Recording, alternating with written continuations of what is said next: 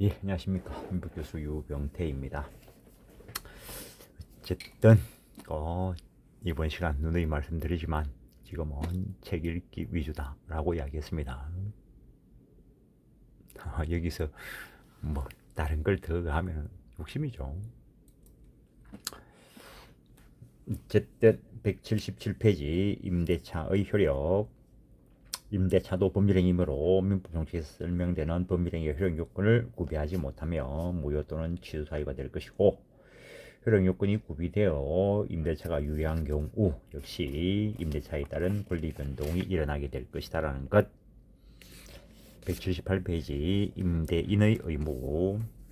그래서 그 177페이지 표를 보면은 그냥 그 쌍무 계약이기 때문에 한쪽의 의무는 다른 쪽의 권리가 될 거고, 그런 관계를 이야기하는 것입니다. 한쪽의 권리는 다른 쪽의 의무가 될 거고, 그런 구도를 가지고 보시는 거죠. 임대인의 의무. 임대인이 주된 의무는 임차인이 목적물을 제대로 사용 수익하도록 제공할 의무가 있겠죠. 따라서 먼저 임대인의 목적물 인도 의무. 임대인은 임차인이 임대물을 사용 수익할 수 있도록 인도하여야 한다. 목적물 인도 의무는 주물뿐만 아니라 종물에도 미친다. 당연하죠. 바닷가에 가면은 노젓는 배, 돈 주고 빌려 타죠. 그게 임대차죠. 그때 배 타려고 하는데 배만 주지는 않죠. 당연히 노 같이 주죠. 임차인이 계약에 의하여 정해진 목적에 따라 사용 수익하는데 하자 있는 목적물인 경우 임대인은 하자를 제거한 다음 임차인에게 하자 없는 목적물을 인도할 의무가 있음에도 임대인이 임차인에게 그와 같은 하자를 제거하지 아니하고 목적물을 인도하였다면 사후에라도 위 하자를 제거하여 임차인이 목적물을 사용 수익하는데 아무런 장애가 없도록 해야 된다. 조금 전에 노젓는 배 생각해 보십시오. 당연한 이야기지. 임대인의 임차 목적물의 사용 수익 상태 유지 의무는 임대인이 자신에게 기책 사유가 없어 하자가 발생한 경우는 물론이고, 자신에게 기책 사유 없이 하자가 발생한 경우에도 면해지지 아니하며 임대인이 그와 같은 하자 발생 사실을 몰랐다거나 반대로 임차인이 이를 알거나 알 수 있다 하더라도 마찬가지다. 당연하죠.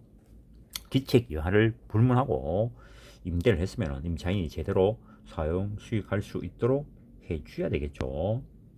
그러나 상가 임대인이 입점주들로부터 지급받은 장기 임대료 등을 적절히 집행하여 상가 활성화와 상권 형성을 위해 노력하고, 이를 위해 입점주들과 협력할 의무가 있다고 볼 수 있을지언정, 나아가 전반적인 경기의 변동이나 소비 성향의 변화 등과 상관없이 상가 임대인이 전적으로 책임지고 상가가 활성화되고 상권이 형성된 상태를 조성하여야 할 의무까지 부담한다고 볼 수는 없다. 당연한 이야기입니다. 상가 활성화까지 시켜줘야 된다 이러면은 전부 다 그건 하러 가지. 하여튼 사람들은 물에 빠진 사람 구해주면은 보따리 내놔라 한다고. 참 그렇습니다. 임대인의 방해 제거 의무. 임대인은 임차인이 점유권을 가진다는 이유로 이 의무를 면하지 못하며 임차인이 대항력이 있는 임차권에 의하여 스스로 방해 배제 청구권을 행사할 수 있더라도 방해 제거 의무를 면하지 못한다. 임대인의 수선 의무. 수선 의무의 내용. 목적물이 사용 수익에 적합하지 아니하면 임대인은 다른 약정이 없는 한 이를 수선할 의무를 진다. 다른 약정이 없는 한 이 말은 임의 규정이라는 거죠. 건물을 타인에게 임대한 소유자가 건물을 적합하게 유지 관리할 의무를 위반하여 임대 목적물에 필요한 안전성을 갖추지 못한 설치 보존상의 하자가 생기고 그 하자로 인하여 임차인에게 손해를 입힌 경우 건물 소유자 겸 임대인은 임차인에게 공작물 책임과 수선 의무 위반에 따른 재무 불이행 책임을 진다. 당연한 이야기고, 그 다음 밑에는 요 왼쪽 페이지하고 중복된 부분이 있고, 밑에 그러나 임대인으로서는 그 목적물이 통상 사용 수익에 필요한 상태를 유지하여 주면 족하고 임차인의 특별한 용도인 단란주점 영업을 위한 사용 수익에 적합한 구조나 생산 기타 상태를 유지하게 할 의무까지 있다고 볼 수는 없다. 당연한 이야기죠. 목적물을 임차한 자가 주점으로 사용할지 서점으로 사용할지 그 특별 용도는 자기가 가는 거죠. 물론 임차할 때 나는 이런 목적으로 임차한다 그런 내용이 들어가겠지만 그런 내용이 들어갔다 하더라도 달리 약정이 없는 한 그 특별한 용도까지 맞춰야 될 의무는 임대인에게는 없죠. 수선 의무 필요 여부 판단 수선하지 아니하면 계약에서 정한 목적에 따라 임차물을 사용 수익할 수 없는가의 여부에 따라 판단하는데 판례도 임차계약에 있어서 임대인은 목적물을 계약 존속 중 그 사용 수익에 필요한 상태를 유지하게 할 의무를 부담하는 것이고 목적물의 파손 또는 장애가 생긴 경우 그것이 임차인이 별 비용을 들이지 아니하고도 쉽게 고칠 수 있는 정도의 것이라면 해야 됩니다. 것이라면 임대인은 수선 의무를 부담하지 않는다.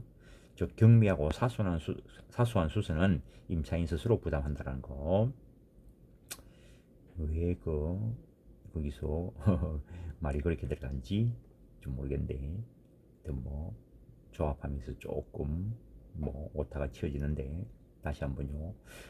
179페이지 판례도 임대차 계약에서 있어 임대인은 목적물을 계약 존속 중 그 사용 수익에 필요한 상태를 유지하게 할 의무를 부담하는 것이고 목적물 파손 또는 장애가 생긴 경우 그것이 임차인이 별 비용을 들이지 아니하고도 손쉽게 고칠 수 있을 정도의 것이라면 그 부분에 대해서는 임대인은 수선 의무를 부담하지 않는다.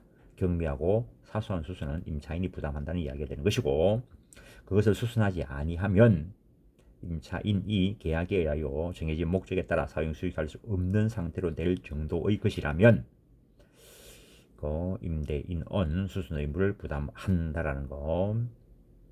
임차인이 기적 사유로 사용 수익에 부적합한 상태가 야기된 경우에도 임대인이 수선 의무를 부담하는가에 대하여 이 경우에도 임대인은 수선 의무를 부담하나 임차인에게 손해배상이 가능하다는 견해도 있고 374조를 근거로 이 경우에는 임대인이 수선 의무를 부담하지 않고 임차인이 스스로 수선 의무를 부담한다는 견해도 있다. 견해들이 있다는 정도. 한번 임대인의 필요비 상한 의무는 특별한 사정이 없는 한 임차인의 차임 지급 의무와 서로 대응 관계에 있으므로 임차인은 지출한 필요비 금액 한도 내에서 차임 지급을 거절할 수 있다는 것. 임대인이 목적물을 사용 수익하게 할 의무를 불이행하여 임차인이 목적물을 전혀 사용할 수 없을 경우에는 차임 전부의 지급을 거절할 수 있다는 것. 180페이지 수선 의무 면제 특약. 수선 의무와 관련된 이것은 강행 규정은 아니므로 판례는 임대인의 수선 의무는 특약에 의하여 이를 면제하거나 임차인 부담으로 돌릴 수 있다. 그래서 임대차 계약서 작성할 때 잘 작성해야 된다는 겁니다. 그러한 특약에서 수선 의무의 범위를 명시하고 있는 등의 특별한 사정이 없는 한 그러한 특약에 의하여 임대인이 수선 의무를 면하거나 임차인이 그 수선 의무를 부담하게 되는 것은 통상 생길 수 있는 파손의 수선 등 소규모에 한한다는 것. 즉 대파손의 수리, 건물의 주요 구성물에 대한 대수선, 기본적 설비 부분의 교체 등과 같은 대규모 수선은 이 수선 의무 면제 특약에 포함되지 않고 여전히 임대인이 그 수선 의무를 부담한다라는 거.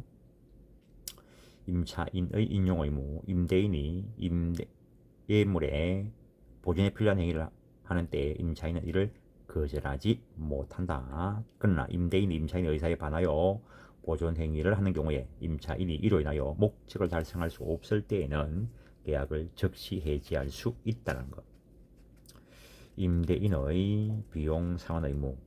임대인이 목적물을 사용 수익하게 할 의무는 임차인의 차임 지급 의무로 대응하는 관계에 있다. 임대인이 이러한 의무를 불이행하여 목적물 사용 수익에 지장이 있으면 임차인은 지장이 있는 한도 내에서 차임 지급 거절할 수 있다. 앞에서 본 것이고 임차인의 담보 책임.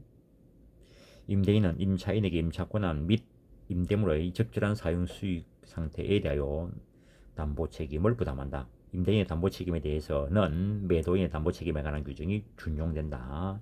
이와 관련하여 임차인이 임차 목적물이 타인 소유물이라는 것을 모르고 임대차 계약을 체결하였으나 목적물이 타인 소유라는 것을 알게 된 경우에 임대인의 담보 책임 내지 임차인의 권리를 어떻게 판단할 것인가가 문제되는데, 판례는 임차 목조물이 타인 소유라는 것을 임차인이 알았더라면 계약을 체결하지 않았을 것이라고 판단되는 경우에는, 그런 경우라면은 일단은 임대차 계약은 유효하고 중요 부분 착오로서 취소할 수 있다고 보아야 한다는 것. 임대인 보호 의무 여부. 통상 임대차 관계에 있어서 임대인이 임차인에 대하여 안전 배려 또는 도난 방지 등의 보호 의무를 부담하지 않는다는 것. 그래서 일반 주거용 임대차의 경우에 임대인이 임차인의 안전 배려, 도난 방지 등의 보호 의무 없다. 그러나 공중접객업인 숙박업을 경영하는 자가 투숙계가 체결한 숙박계약, 이것도 일종의 임대차죠. 계약의 고객의 안전을 배려해야 할 보호 의무를 부담하며, 이러한 의무는 숙박계약의 특수성을 고려하여 신칙상 인정되는 부수적인 의무로서 숙박업자가 이를 위반하여 고객의 생명, 신체를 침해하여 투숙객에게 손해를 입힌 경우 불완전 이행으로 인한 채무 불이행 책임을 부담한다라는 거. 그래서 일반적인 임대차의 경우에는 실질적인 점유가 임차인에게 넘어가기 때문에 임차인 스스로가 그런 보호 조치를 해야 된다는 것이고, 숙박업 같은 경우에는 실질적인 점유가 숙박업자에게 있다고 봅니다. 궁금하시면 그 판례 번호 가지고 한번 찾아보시고, 그 다음에 부동산 임대인의 법정 담보물권 취득, 부동산 임대인의 법정 질권, 토지 임대인의 법정 질권, 토지 임대인이 임대차에 관한 채권에 의하여 임차지의 부속 또는 그 사용의 편익에 공용한 임차인 소유 동산 및 그 토지 과실을 압류한 때에는 질권과 동일한 효력이 있다. 임차인 소유 동산, 그다음에 토지의 과실, 그걸 압류한 때에는 질권과 동일한 효력이 있다. 건물 임대인의 법정 질권 대상이 건물이라는 것이고, 뒤에 쭉 보면은 부속한 임차인 소유의 동산을 압류한 때 질권과 동일한 효력이 있다. 토지 임대인의 법정 저당권, 토지 임대인이 변제기를 경과한 최후 2년 차임 채권에 의하여 지상에 있는 임차인 소유의 건물을 압류한 때에는 저당권과 동일한 효력이 있다. 이거는 압류 등기를 했는데 요 최후 2년 차임 채권과 관련해서 압류한 때에는 저당권과 동일한 효력이 있다라고 해놓은 겁니다. 표를 가지고 법정질권, 법정저당권 한번 비교를 해놓은 것이고,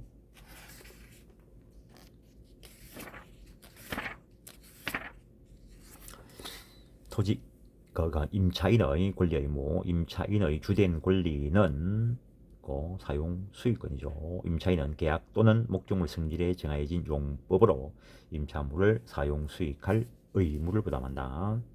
임차인이 계약 또는 목적물 성질에 반하여 사용 수익한 경우에 임대인은 위반 행위의 정지를 청구하고 또 손해가 있으면 그 배상을 청구할 수 있으며, 그 밖에 계약을 해지할 수 있다. 이때 손해배상 청구는 임대인이 목적물 반환받은 날로부터 6개월 내에 행사하여야 한다라고 규정되어 있고, 임차권의 대항력 취득 유형 앞에서 봤습니다. 부동산 임차권을 등기한 때, 토지 임차권을 등기하지 않았다 하더라도 임차지상의 건물을 건축하고 건물 소유권을 취득하면, 소유권 등기를 하면은 토지 임차권 대항력 가진다는 것, 주임법 상임법상 대항력 취득할 수 있고, 임차인의 비용 상환 청구권, 임대인 쪽에서 보면은 비용 상환 의무가 되겠죠. 여기서 조금 더 구체적으로 비용 상환 적용과 관련돼서 임차인이 목적물을 위하여 필요비를 지출한 때에는 임대인에 대하여 상환 청구할 수 있다. 일단 필요비 상환 청구권이 임차인에게 있는 이유가 임대인이 계약 또는 목적물 성질에 따라 사용하도록 제공할 의무가 있기 때문에, 그걸 제공하지 않아서 임차인이 필요비를 드렸다면 필요비 상환 청구권 있다라는 거.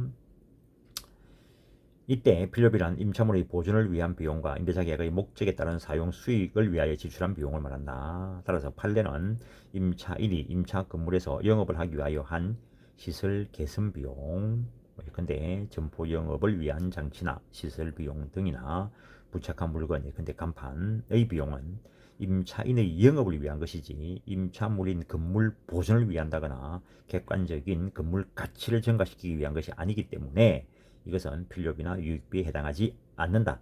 따라서 이 간판 설치비 이런 것들을 임차인이 임대인에게 청구할 것은 아니고, 끝나고 나면은 수거해서 원상 회복시켜야 될 그런 부분입니다. 유익비 상환 청구권의 경우 임차인이 유익비를 지출한 경우에 임대인은 임대사 종료 시에 그 가액의 증가가 현존하는 경우에 하나여 임차인의 지출한 금액이나 그 증가액을 상환하여야 한다. 이때 유익비라는 것은 임차물의 객관적 가치를 증가시킨 비용을 말한다는 것. 따라서 역시 임차인의 주관적 침해나 특수한 목적을 위하여 지출한 비용은 여기에 포함되지 않는다는 것. 임차인이 토지의 지목을, 토지 형지를 당초 임야에서 공장 용지로 변경하면서 이를 위해 납부한 토지 개발 부담금은 유익비에 포함된다는 것. 유익비의 경우에는 가액의 증가가 현존해야 되는데 임대차가 종료하여 임대인이 목적물을 돌려받는 시점에 그 증가된 가치가 존재하지 않는다면 임대인은 이득을 취한 것이 없으므로 상환 의무를 지지 않는다. 또한 유익비는 임차인의 계량이 독립성이 없어 목적물의 구성 부분으로 된 경우에 발생한다. 따라서 독립된 물건으로 인정되면 부속물 매수 청구권의 대상이 된다는 것. 한편 타인 소유의 건물을 정개축한 경우에 그 정개축 부분의 기존 건물에 포함하는지 아니면 독립성을 갖는지 구별이 문제되는데, 이에 대하여 판례는 건물이 정축된 경우에 정축 부분의 기존 건물의 포함 여부는 정축 부분이 기존 건물에 부착된 물리적 구조뿐만 아니라 그 용도와 기능 면에서 기존 건물과 독립한 경제적 효용을 가지고 거래상 별개의 소유권 객체가 될 수 있는지 여부 및 정축하여 이를 소유하는 자의 의사 등을 종합하여 판단하여야 한다라고 했다는 것. 그래서 소송 들어갔을 때 어느 쪽으로 논리를 전개할 수 있을까 한번 고민해봐야 되는 부분이 될 수 있습니다.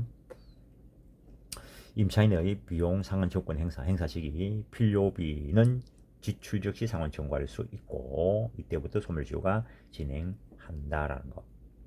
필요비를 상환받지 않은 채 임대인에게 목적물을 반환한 경우라면 반환한 날로부터 6개월 내에 행사해야 되고, 유익비의 경우에는 임대차가 종료한 경우에 청구할 수 있다. 이 상환 청구권도 목적물 반환한 날로부터 6개월의 제척기간에 걸린다는 것. 비용 상환 청구권에 관한 특약의 효력. 이 비용 상환 청구권과 관련되는 규정은 강행 규정이 아니므로 당사자 간 특약은 유효하다는 것. 따라서 임대차 종료 시에 임차인의 원상 회복 특약이 있거나 임차인이 정개축한 때에 임대인의 소유로 된다는 약정이 있는 경우에 비용 상환 청구권을 포기하는 특약이 있는 것으로 해석된다는 것.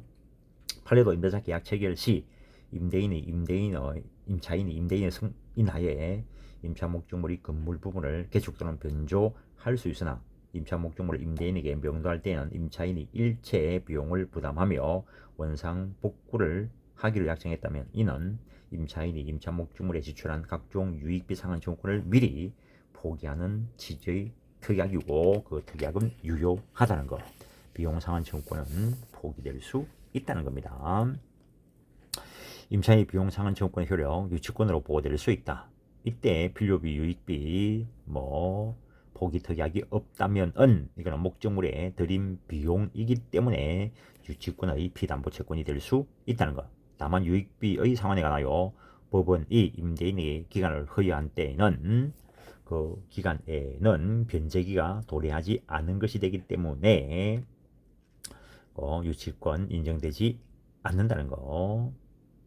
임대차가 종료한 후에 권한 없이 점유하면서 지출한 비용, 이거는 불법 점유 상태에서 비용을 들인 것이기 때문에 유치권 인정되지 않는다는 거. 근데 밑에 보면 임차인이 임대차 종료 사실을 모르고 점유하면서 비용을 지출한 경우에는 불법 점유로 볼 것이 아니므로 유치권을 인정하는 것이 타당하다는 거. 비용과 차임의 동시행 관계 앞에서 본 거 다시 확인하는 겁니다. 비용 상환 청구권 관련되는 규정은 임의 규정으로 포기될 수 있는 건데 부속물 매수청권, 지상물 매수청권 규정은 강행 규정이다라는 거 생각하시고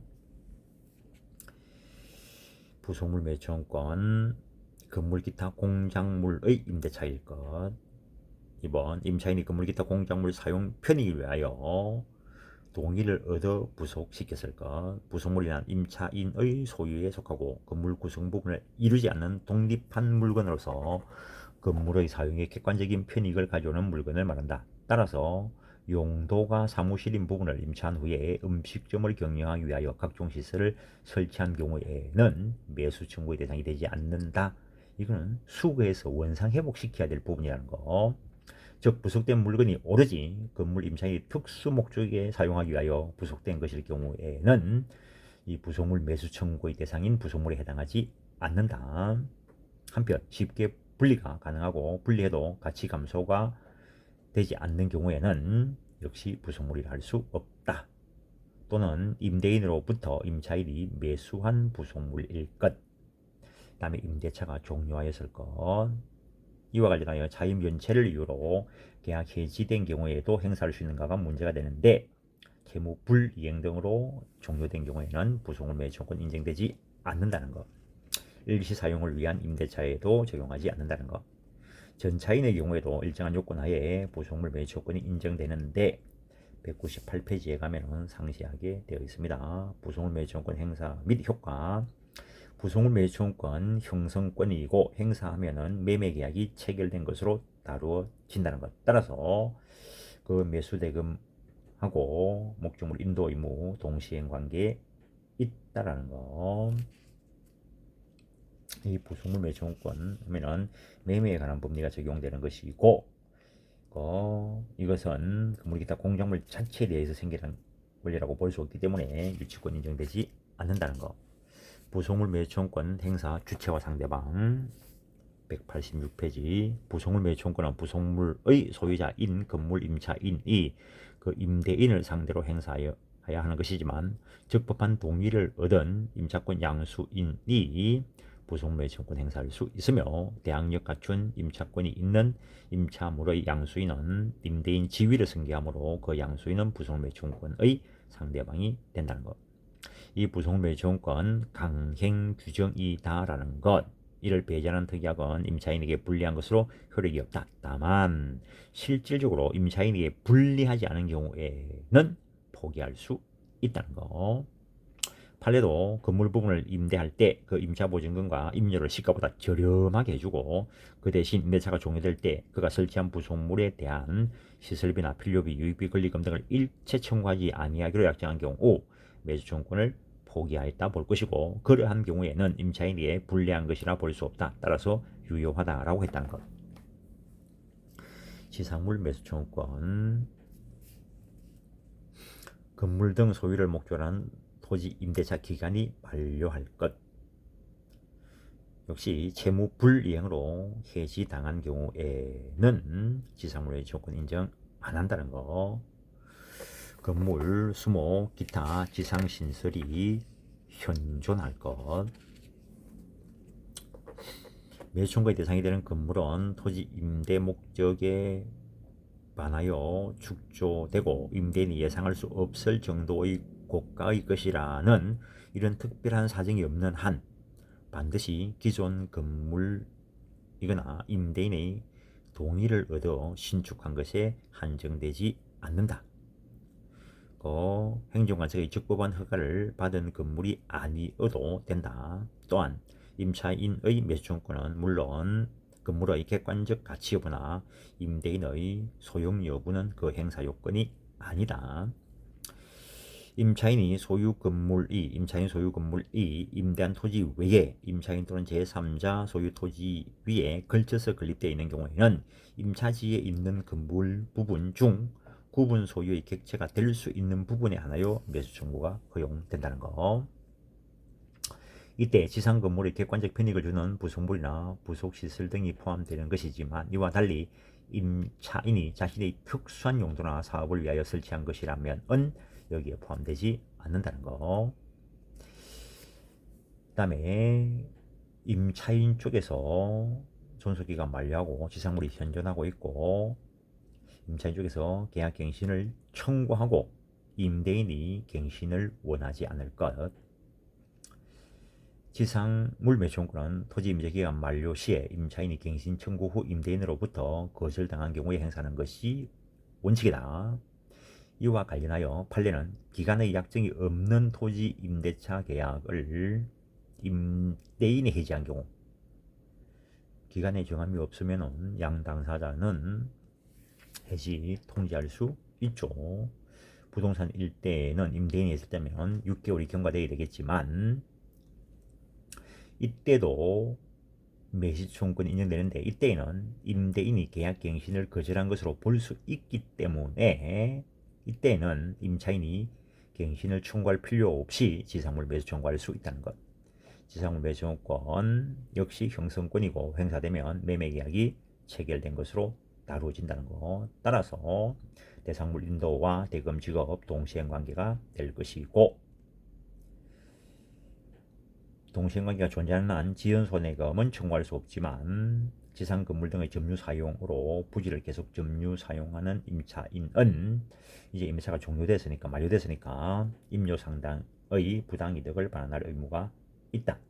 그리고 이때의 매수 가격은 임차인이 기존 건물을 철거하고 건물을 신축하는데 건축한 모든 비용이 아니고 매수청구권 당시의 시가상당액이라는 거. 요 근래 친구 하나가 시골에 건물 하나 있는데 대출을 하려고 보니까 건물 건축비 반 정도밖에 그 시가로 인정이 안 되더라는 거지. 그래서 그 시가에 맞춰서 대출해 준다는 거지. 자기가 건축비를 2억을 들였는데 이제 지금 현재 시가는 새 건물인데 뭐 1억 정도밖에 안 된다는 거지. 그럴 수 있는 거죠. 지상물 매수권에 관한 규정 역시 강행 규정이다. 배제 특약 무효다. 그 정도 하시고 매수권 행사 시기 188페이지 행사 시기에 관해서는 제한이 없고 재판 외에서 행사할 수 있다. 재판상 행사할 경우에 지상물 매수권의 형성권이기 때문에 사실인 변론 종결시까지 행사해야 한다. 판례는 임차인이 건물 매수권을 행사하지 아니한 채 토지 임대인이 제기한 토지 인도 및 철거 소송에서 패소하여 패소 판결이 확정되었더라도 건물 철거가 집행되지 아니한 이상 건물 매수권을 행사하여 별수로서 건물 매매 대금 지급을 구할 수 있다라고 했다는 거.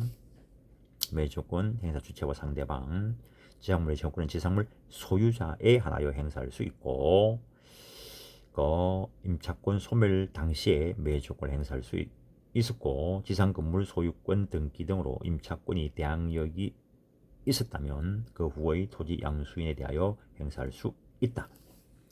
토지 소유자가 아닌 제3자가 토지를 임대한 경우 토지 소유자가 아닌 제3자가 토지 임대 행위를 한 경우에 제3자가 토지 소유자를 적법하게 대리하거나 토지 소유자가 제3자의 무권들의 행위를 추인하는 등으로 임대차 계약의 효과가 토지 소유자에게 귀속되었다면 토지 소유자가 임대인으로서 지상물 매수권의 상대방이 된다. 그러나 제3자가 임대차 계약의 당사자로서 토지를 임대하였다면 토지 소유자가 임대인 지위를 승계하였다는 등의 특별한 사정이 없는 한 임대인이 아닌 토지 소유자가 직접 지상물 매수권의 상대방이 될 수 없다라는 거. 건재당권이 설정되어 있는 건물이어도 지상물 매수청구의 대상이 된다는 거. 이 경우 건물 매수 가격은 건물 자체의 가격 외에 건물의 위치, 주변 토지 여러 사정 등을 종합적으로 고려하여 매수청구권 행사 당시 건물이 현존하고 있는 대로의 상태에서 평가된 시가상당액을 의미한다. 그래서 건물의 시가상당액을 말하는 겁니다. 그 매매 가격에 건재당권의 피담보 채권액을 공제할 건 아니라는 거지. 그건 일단 별개의 문제라는 거지. 즉, 다만 매수권을 행사한 지상건물 소유자가 위와 같은 그 당권을 말소하지 않는 경우 토지 소유자는 민법에 의해서 위 저당권 말소 등기될 때까지 그 채권 재고액 상당한 대금 지급을 거절할 수 있다라는 거. 일단 매매 가격은 저당권 설정된 피담보 채권에 고려할 필요 없이 현재 시가가 매매 가격이고, 나머지 원래 매매할 때는 그 건저당 가압류 이런 거 말소시켜서 완벽한 소유권 이전해 주는 것과 대금 지급이 동시행 관계에 있다. 앞에서 보고 왔습니다. 그와 관련된 법리를 이야기한 것이고, 토지 전세권 쪽에는 지상물 매수권권 규정이 없습니다. 근데 판례가 그 토지 임대차와 관련된 매수전권 규정을 토지 전세권에도 유추 적용한다는 거. 임차인의 차임 지급 의무. 임차인은 임차물을 사용 수익하는 대가로 임차인에게 차임 지급할 의무를 부담한다. 차임은 반드시 금전에 하는 것은 아니다. 앞에서도 보고 왔습니다. 190페이지 차임 정감 청구권 규정이 있다. 계속적 계약 관계에 있어서 대가 이야기가 나올 때는 차임 정감 청구권 규정이 있습니다. 그 사정 변경의 차임 정감 청구권 관련돼서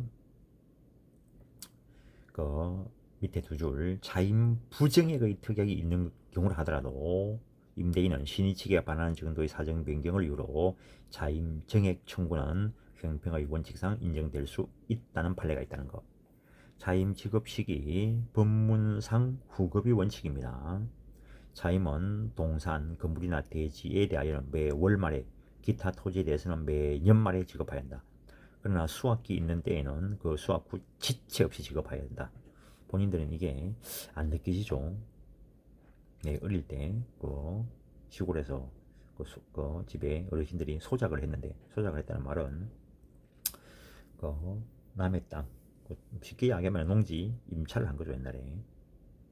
그러면은 그 땅 주인이 탈곡하는 날과 탈곡할 때 몇 가만이 나오는가 보고, 그때 이제 수확량의 일정 부분을 차임으로 받아간다는 거죠. 당사자의 약정이나 관습이 있으면 그에 의하고, 그게 없으면은 법정 시기 즉 후급이 원칙이라는 거. 토지 임대인의 법정 저당권 앞에 받고 공동 임차인의 연대 의무 규정이 있다는 것. 차임 연체와 해지. 민법상 연체 이익에 달하는 때에는 임대인은 계약을 해지할 수 있다. 이때 이익은 연속하여 차임을 연체한 경우가 아니라도 연체 차임이 이익에 달하면 된다는 뜻이다. 강행 규정이다라는 거. 그 다음에 토지 임대차의 해지의 경우에 지상 건물에 대한 담보 물권자가 있는 경우에 그자에게 통지한 후 상당 기간 경과 후 해지 효력이 발생한다는 것. 주택임대차보호법에는 차임 연체에 따른 해지 규정이 없으므로 일반법인 민법 640조가 적용되는데, 상가건물임대차보호법에는 과거에 논의가 있다가 이제 상가건물임대차보호법에서는 차임 연체액이 3기에 달한 때 해지할 수 있다라고 규정을 별도로 두고 있다는 것. 임차인은 임차물 보관 의무, 임차물 특정물이죠. 선관주의 의무가 있다라는 거. 임차인의 통지 의무, 조문법입니다. 임차물이 수리를 요하거나 임차물에 대하여 권리를 주장하는 자가 있는 때에는 임차인은 지체 없이 임대인에게 이를 통지하여야 한다. 그러나 임대인이 이미 이를 안 때에는 그러하지 아니하다. 임차인의 인용 의무 앞에서 봤습니다. 임차인의 임차물 반환 의무. 임대차가 종료한 때에는 임차인은 부속시킨 물건을 철거하여 임차물을 원상으로 회복하여야 한다. 그래서 기본적으로 원상 회복해야 된다. 이것도 달리 약정할 수 있습니다. 그래서 임대차 쪽에 채권법 쪽에 나오면은 계약 자유 원칙상 계약법 규정, 임의 규정이 원칙인데 경제적 약자 보호를 위한 강행 규정이 있다. 그래서 그 강행 규정 쪽을 좀 기억해 보려고 하는 거고, 물권법은 물권 법정주의가 지배하기 때문에 물권법은 대부분 강행 규정이다. 근데 물권법 쪽에도 임의 규정적 성질이 있다. 거. 임차물의 통상적인 용익을 방해하는 것이 부착되어 있는 경우에 이를 제거하고 반환하여야 된다. 따라서 임차인은 임차 건물의 보존에 관하여 선량한 관리자주의 의무를 다해야 할 것이므로 임차인의 임차물 반환 채무가 이행불능된 경우 임차인이 그 이행불능으로 인한 손해배상 책임을 면하려면 그 이행불능이 임차인의 기책 사유로 말미암은 것이 아님을 입증해야 된다. 채무불이행 기책 사유 없음을 채무자가 입증해야 된다. 그거하고 마찬가지입니다. 이러한 법률은 훼손의 구체적인 발생 원인이 밝혀지지 않은 경우에도 마찬가지다. 임대인이 훼손된 임대차 목조물에 관하여 수선 의무를 부담하더라도 마찬가지라는 거. 그러나 주택 기타 건물 또는 그 일부의 임차인이 임대인으로부터 목조물을 인도받아 점유 사용하고 있는 동안에 목조물이 화재로 멸실된 경우 그 화재가 건물 소유자 측이 설치하여 건물 구조 일부를 이루는 전기 배선과 같이 임대인이 지배 관리하는 영역에 존재하는 하자로 인하여 발생한 것으로 추단된다면 그 하자를 보수 제거하는 것은 임대차 목조물 사용 수익하기에 필요한 상태로 유지할 의무를 부담하는 임대인의 의무에 속하는 것이므로 그 화재로 인한 목조물 반환 의무의 이행불능 등에 관한 손해배상 책임을 임차인에게 물을 수 없다. 하여튼 겨울에 임차물에 화재가 나면 어디서 화재가 발생했는가가 상당히 중요한 문제가 됩니다. 193페이지 다수 의견. 임차인이 임대인 소유 건물 일부를 임차하여 사용 수익하던 중 임차 건물 부분에서 화재가 발생하여 임차 건물 부분이 아닌 건물 부분까지 불에 타 그로 인해 임대인에게 재산상 손해가 발생한 경우에 임차인이 보존관리 의무를 위반하여 화재가 발생한 원인을 제공하는 등 화재 발생과 관련된 임차인의 계약상 의무 위반이 있었음이 증명되고 그러한 의무 위반과 임차 외 건물 부분의 손해 사이에 상당 인과관계가 있으며 임차 외 건물 부분 손해가 그러한 의무 위반에 따른 통상의 손해에 해당하거나 임차인이 그 사정을 알았거나 알 수 있을 특별한 사정으로 인한 손해에 해당한다고 볼 수 있는 경우라면 임차인은 임차 외 건물 부분 손해에 대해서도 손해배상 책임을 진다는 거. 이때 임차 외 건물 부분이 구조상 불가분의 일체를 이루는 관계에 있는 부분이라 하더라도 그 부분에 발생한 손해에 대하여 임대인이 임차인을 상대로 채무 불이행을 원인한 배상을 구하려면 임차인이 보존관리 의무를 위반하여 화재가 발생하는 원인을 제공하는 등 화재 발생과 관련된 임차인의 계약상 의무 위반이 있었고 그러한 의무 위반과 임차 외 건물 부분의 손해 사이에 상당 인과관계가 있으며 임차 외 건물 부분 손해가 의무 위반에 따른 채무 불이행에 의하여 배상하여야 할 손해 범위 내에 있다는 점을 임대인이 주장 증명하여야 한다. 임차인의 원상 회복 의무. 임차인이 차용물을 반환할 때 원상 회복해야 한다. 이에 부속시킨 물건은 부속물 매수 청구나 비용 상환 청구할 수 있는 경우가 아니라면 철거해야 된다라는 것. 일단 이런 부분들 뭐 애매한 부분이 발생할 수 있으니까 계약서를 쓸 때는 그냥 명확하게 문구를 써놓는 게 좋습니다. 뭐 원상회복과 관련된 것들. 임차인이 차용물을 반환할 때 이를 원상회복해야 된다. 이에 부속된 물건은 부속물 매수 청구나 비용 상환 청구를 할 수 있는 경우가 아니라면 철거할 수 있다는 거. 그러니까 쉽게 이야기하면 그냥 상가 점포에 붙여놓은 간판 그냥 생각하십시오. 원상회복에 관한 당사자 간의 특약. 임대차 계약이 해제 종료된 때에 임차인은 자기 비용으로 임차한 목조물을 원상 복구하여 임대인에게 명도하여야 한다고 정해져 있다. 근데 이거 임의 규정이라는 거. 그 임대차 계약에서 임차인은 목조물 관리 및 유지 보존에 따른 관리비와 수리비, 조세공학금 등 일체의 유지비를 부담하기로 약정한 사실에 비추어 임차인은 시설 비용이나 보수 비용의 상환 청구권을 포기하는 대신 원상 복구 의무도 부담하지 않기로 합의한 것이라고 본 판례가 있다는 거. 임대인의 귀책 사유로 임대차 계약이 해지된 경우에도 임차인은 그로 인한 손해배상 청구할 수 있는 것은 변론으로 하고 원상회복 의무를 부담한다는 거. 원상회복 의무의 범위에 관한 판례. 전 임차인이 앞에 임차인이 무도 유흥 음식점으로 경영하던 점포를 임차인이 소유자로부터 임차하여 내부 시설을 개조 단장하였다면 임차인에게 임대차 종료로 인하여 목적물 원상 회복하여 반환할 의무 있다고 하여도 별도의 약정이 없는 한 그것은 임차인이 개조한 범위 내의 것으로서 임차인이 그가 임차 받았을 때의 상태로 반환하면 되는 것이지 그 이전의 사람이 시설한 것까지 원상 회복할 의무가 있다고 할 수는 없다라는 거. 이런 것도 다툼이 있으니까 대부분 판례까지 있는 겁니다. 임대차 종료로 인한 임차인의 원상 회복 의무에는 임차인이 사용하고 있던 부동산 점유를 임대인에게 이전하는 것은 물론 임대인이 임대 당시의 부동산 용도에 맞게 다시 사용할 수 있도록 협력할 의무도 포함한다. 따라서 임대인 또는 그 승낙받은 제3자가 임차 건물 부분에서 다시 영업 허가를 받는데 방해가 되지 않도록 임차인은 임차 건물 부분에서의 영업 허가에 관하여 폐업 신고 절차를 이행할 의무도 있다는 거.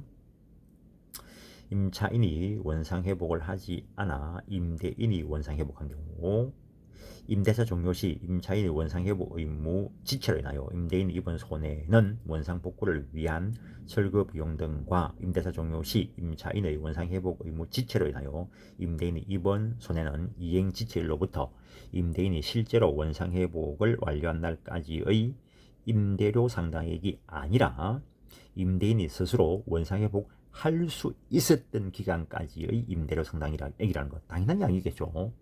실제로 원상 회복된 날까지 하면은 그걸 임의로 임대인이 지연시켜 버릴 수가 있는 거죠. 그래서 임대인이 스스로 원상 회복할 수 있었던 기간까지라는 거. 오늘 여기까지 하겠습니다. 내가 주제별로 한다 했는데 주제별로 하더라도 하루에 2개 이상은 못 넘기겠습니다. 다음 시간에 임차권 양도 전대하기로 하고, 수고하셨습니다.